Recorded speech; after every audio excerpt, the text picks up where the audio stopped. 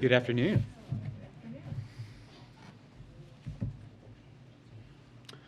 So today, we are pleased to welcome Shalanda Young and Cecilia Rouse to the briefing room to address your questions on the 2023 budget. We have just a few announcements before they go into the President's budget. As we disclosed to all of you this morning, the President tested negative as a part of his regular testing cadence. He was last tested Friday as a part of his regular testing rhythm, and additional testing requirements for travel to and from Europe. Moving forward, he will proceed on his regular testing schedule, and we will continue to update all of you out of an abundance of transparency. And of course, we wish Kareen and Jen speedy recoveries. They are currently both following CDC guidance and will be back following a negative test. Jen shared this morning that she's feeling stir crazy and will be back soon. First, on Judge Jackson. Judge Jackson continued to build support last week after she spent over 20 hours in marathon confirmation hearings demonstrating her credentials, intellect, character, grace, and the value of her deep experience. She reminded the country of why the President chose her and why she has been endorsed by conservative judges, the Fraternal Order of Police, the International Association of Chiefs of Police, dozens of police chiefs and sheriffs who lead many of the busiest departments in the United States, and 83 former state attorneys general from both parties. Polls keep showing that she has strong backing among the American people, with some indicating that she has the most support of any Supreme Court nominee since John Roberts, who she ties with and with whom she shares a similar philosophy about judges serving as referees who decide cases based on the law and the facts. She has now met with more than a majority of the Senate and is continuing her engagement with senators today and throughout the week. Judge Jackson responded to Republicans' request for in-person meetings by promising to sit down with any member who wanted to, and she is honoring that promise. Something else that speaks to the strength of Judge Jackson's qualifications, which a series of Republicans have affirmed make her unquestionably fit to serve on the Supreme Court, and to the strength of her record, is the multitude of fact checks from the press, from retired judges, and from former prosecutors who have dismantled attacks brought by a small group of GOP senators. The truth is that every single one of the specific senators who joined in these bad faith attacks on her sentencing record with respect to child pornography has voted for numerous Trump-nominated judges who sentenced defendants for the same crimes in the same fashion, below guidelines widely considered to be out of date across the judiciary, and below what prosecutors sought, which is also a norm. For example, last week, the Washington Post fact-checker wrote a piece headlined, "These Trump Judges Fail Hawley's Sentencing Test for Jackson." The New York Times fact-checking team also covered this, writing, "Critics of Jackson's child sex abuse sentences backed judges with similar records."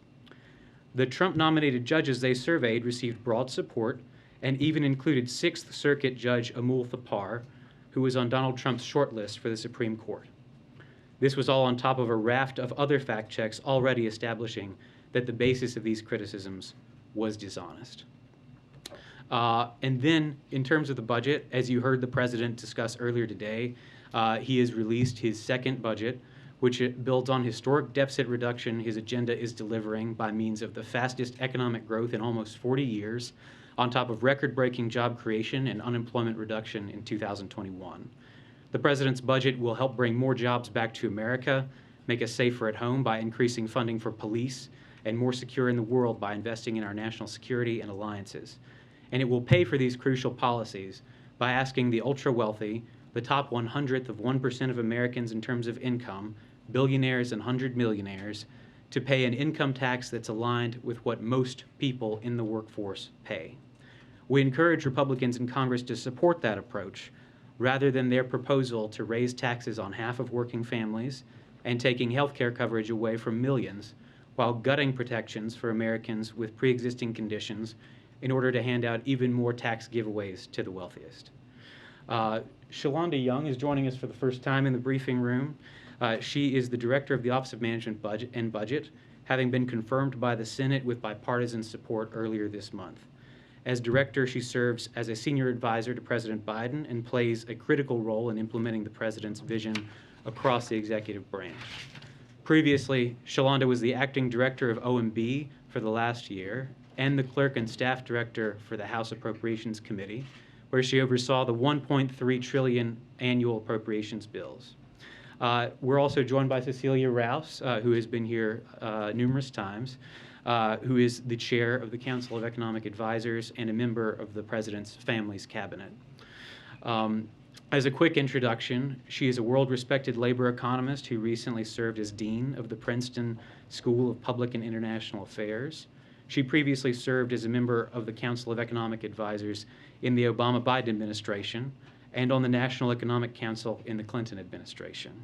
And with that, I'm going to turn it over to each of them, who will give remarks, and then I'll call on folks for questions. And then once we're done, we're happy to take more questions from y'all throughout the day in the press office.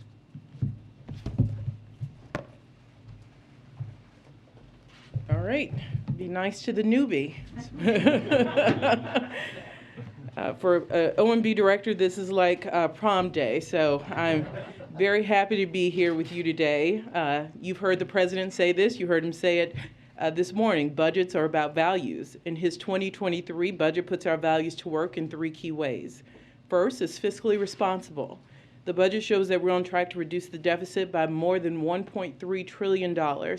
This is the largest year-over-year decline in history, and less than half of the deficit the president inherited. And that's no accident. It's a result of the president's strategy to combat the pandemic and grow our economy, a strategy that has built on smart investments and helped jumpstart our recovery. And that strategy has paid off. In 2021, we created more than 6.5 million jobs, the most our country has ever recorded in a single year. Our economy grew 5.7%, the most in 40 years. And the unemployment rate has fallen to 3.8%, the fastest decline in recorded history. Because of that progress, we're able to responsibly draw down emergency spending measures and increase revenues. The budget outlines the president's vision to expand on this progress. Its investments are more than fully paid for through tax reforms, ensure corporations and the wealthiest Americans pay their fair share. It achieves significant deficit reduction over the next decade. And it ensures no one earning less than $400,000 pays a penny more in new taxes. Second, the budget invests in security, both here and abroad. Here at home, it includes investments to keep our communities safe, put more cops on the beat for community policing, fight gun crime, and advance criminal justice reform. The budget also strengthens our military and leverages our renewed strength at home to meet pressing global challenges, making one of the largest investments in our national security in U.S. history. Third, the budget will help us build a better America by investing in education, making more here at home, combating the opioid epidemic, driving medical breakthroughs, including in cancer, and taking on the mental health crisis. The budget also makes clear that the president is committed to working with Congress to pass legislation that reduces the deficit, cuts costs for families, and expands the productive capacity of our economy. These are all things we can make progress on together, and we're looking forward to working with Congress to advance these priorities for the American people. Thank you.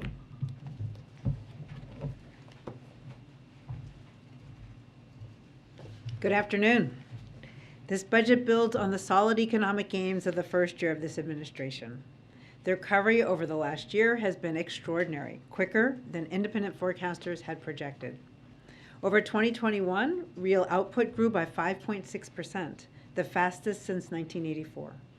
The unemployment rate fell at its fastest pace since modern data began in 1948. The labor force participation rate of Americans ages 25 to 54 grew by the most since 1979. This robust recovery has put us in a strong position today. The U.S. economy is more than 3% larger in inflation-adjusted terms than it was just before the pandemic, the fastest recovery in the G7. Healthy household balance sheets and a strong labor market make us more resilient to external shocks. The strong recovery has also put us in a better fiscal position as faster growth helps lower the deficit. The budget builds on this solid economic growth. It is a continuation of President Biden's commitment to address long-standing issues in the economy and make investments that will ensure robust, sustainable, and equitable growth. First, the budget is fiscally responsible. Thanks to the American Rescue Plan, revenues are up and pandemic relief can slow down. The result is deficit reduction, which will help ease long-term inflationary pressures and make our fiscal trajectory more sustainable. Second, the budget bolsters domestic and foreign security. Increased security here and abroad not only protects lives, but it also reduces uncertainty, which allows economic activity the room it needs to renormalize and grow. Third, the economy makes important investments in the American people. A healthy, cared-for workforce is a productive workforce, and it lowers costs for families, easing price pressures over the longer term. Now, I'd like to close with a word about our forecast. In many ways, the forecast looks healthier today than it did when we locked it all the way back last November. The economy has created, on average, 600,000 jobs per month since then, including through the Omicron wave. And the unemployment rate has fallen an additional 0.8 percentage point. Challenges have also arisen since last November as well. The most obvious is the Russian invasion of Ukraine. This may well put upward pressure on energy and food prices. That, in turn, could reinforce inflation, which was already an issue prior to the invasion due to the pandemic, supply chain constraints, and a strong demand for goods. But as I said earlier, the strength of our recovery has put us on solid ground to weather economic shocks. Independent forecasters anticipate that inflation will come down. Americans are back to work, and the economy is strong. The President's 2023 budget presents a fiscally fair and responsible approach to continue to invest in America and meet future challenges. Josh, would you like to start us? Sure. Director Young, Josh Bose with AP. I want to understand the reserve fund for whatever comes out of negotiations with Congress. You said on the call this morning that talks are ongoing. The budget says of the President's priorities, they include the expanded child tax credit, something that we previously believed was off the table. Can you give us a sense of where negotiations are and what we could expect in terms of how active they are, such that you felt obligated to exclude those priorities from the total? One, let me start where you ended. They're not excluded. What we didn't do is detail things, so we did not get ahead of negotiations. You probably heard that I spent a little time on Capitol Hill. What we don't do is get ahead of congressional negotiations. We certainly don't negotiate in public. The reserve fund is meant to hold revenues enough for whatever framework comes out of Congress. What we're not doing is double counting revenues. So the revenues we're holding in the reserve fund are different. For example, we're not counting the savings from prescription drug reform in the deficit neutral reserve fund. That they can use that if they want. We're not counting that for our 23 budget. So one, we're not going to negotiate in public. Two, we need to leave revenues for legislation the President has consistently called on Congress to send to his desk. That is, I think, as clear as I can be. Sure, but it's been an exhausting month, as we can all attest to, and I imagine that's true for you as well. Have you had any talks or negotiations with regard to this in the last month with members of Congress? Look, I think an easy way to not get anything done is to negotiate in public. We're not going to do that.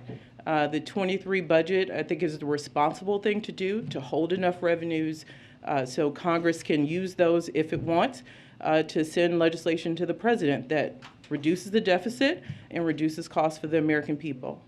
Sabrina. Thank you so much. You're placing a lot of emphasis with this budget on deficit reduction.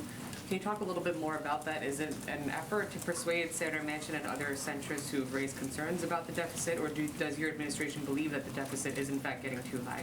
Let me remind you, this President sent up a budget. This is his second one. And in both budgets, he has paid for his proposals.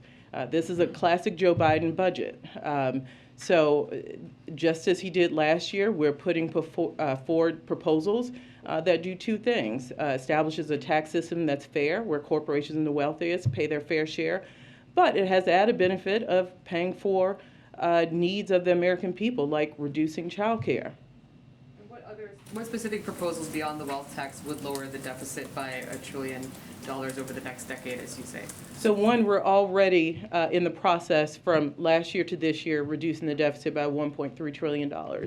The proposals in the budget would also bring about another $1 trillion decrease. In addition to the billionaire income tax proposal that we have in the budget, we also believe that we should take the individual rate back to 39.6%, and also bring corporate tax rates back up, not even quite back up to where they were before the Trump tax cuts. Steve? Cecilia, you mentioned that the Ukraine invasion is going to have a complicate inflation. Could you talk a little bit more about that? What should Americans expect? Higher gasoline prices, food? What do you think? So as the president has said, this is an important place for the United States. This is an important moment for democracy. But what we do know is that Putin's invasion of Ukraine will have impacts on both energy prices and food prices. So he has, as the president has said, we can expect that while our sanctions are going to have their focus and most of their impact on the Russian economy, that we can expect that we will see a bit of impact in the United States as well. So the first we're seeing is some impact on gas prices and oil prices. We can also expect through fertilizer and energy prices to see some impact on food. That said, the president is focused on doing what he can to ensure that those increases are contained and that they are not, they're doing what he can to ease them for the American people. So that is, he's worked with our partners to increase an additional 60 million barrels from the Strategic Petroleum Reserve, and he has other options on the table that he will be considering as they come up. In terms of food prices, the U.S., we don't expect a shortage here. Because we are net exporters, but we are acutely aware of the fact that there are regions in the world that depend heavily on exports of wheat in particular and other grains from the Ukraine and Russia, and we're working with our partners to ensure to minimize the impacts globally. Nancy? Just for Dr. Rouse, just following up on what you said, how is the White House preparing to deal with those food shortages, particularly when it comes to wheat in places like Africa, the Middle East, and the developing countries? And should U.S. farmers grow more wheat this year instead of corn and soybeans, given those possible food shortages? So first of all, we are a net exporter of many of those food commodities, and farmers respond to price signals. And so with the price of food rising, they will be responding by making additional plantings and trying to take advantage of the increased price signal. So the market will work as the market will work. But the U.S. is working with our partners. USAID is right in the middle of it, and other international food organizations to get the food and to ease the price pressures for other countries around the world. Just to follow up on that, to follow up on that, is there, have you considered altering the sanctions to make it clear that there's no restrictions on agricultural trade with Russia? So the sanctions have always had carve-outs for humanitarian needs. The focus of the sanctions was to be on Putin and his close circle, but to minimize to the extent possible the impact on the Russian people. So there has been a carve-out for humanitarian aid, and we will absolutely be working to ensure that they get the food that they need. So you just spoke about unemployment. Yeah, thanks, Andrew. I wanted to follow up on what the administration's proposed in police funding. So $3.2 billion is for grants, local and state grants. Then the other $30 billion, the White House has called it, quote, mandatory resources to support law enforcement. What does it mean by mandatory? And how will that money flow to presumably local governments and states for police forces? So as you know, the budget, two major spending categories: discretionary, which will go through the appropriations process. That is where we're asking for the $3.2 billion. There are traditional accounts like the community-oriented policing account and burn jag that the Appropriations Committee already funds. We're asking for increases in those accounts. The mandatory side, it is a new proposal. We would have to work with and are planning to work with the authorizers who typically move mandatory legislation on the parameters of that funding. But what is clear, and you heard the president talk about this earlier, in addition to cops on the beat, we want a community focus. We also know that it takes a comprehensive approach that police forces around the country should have mental health services, psychiatrists. That's why our community violence initiative, we're asking for money not only in DOJ and in HHS on the discretionary side.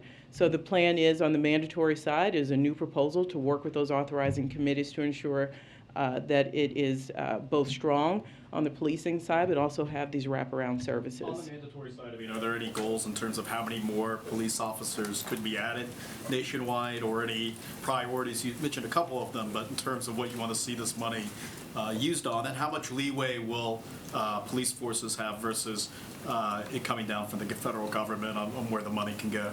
As you know, these decisions are best made at the local level, not even the state most often.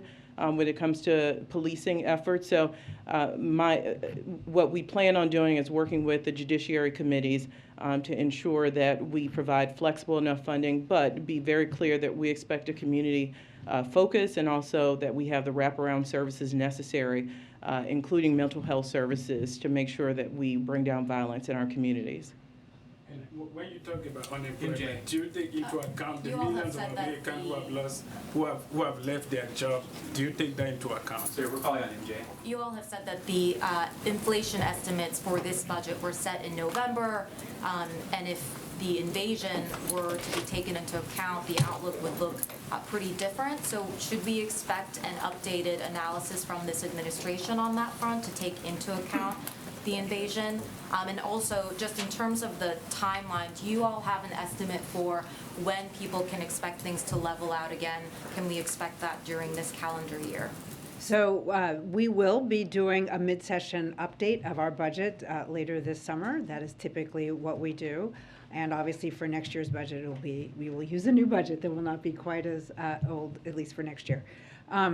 Outside forecasters who have been, who are studying this as well, expect that inflation will be higher than they were anticipating back when we locked our budget, so then at the beginning of the year before the invasion. But they do expect that as we learn to maintain economic activity while we are still working through this pandemic, while supply chains continue to improve, although obviously there's uncertainty there with, for example, lockdowns in China, but we expect them to work through that we expect supply chain challenges to ease. We do expect inflation to ease this year and into next year. We have a 4:15 out, so we're going to need to go, but just send us any other questions you have in the press office. What happened to Jake Sullivan? Where's Jake Sullivan? Jake Sullivan.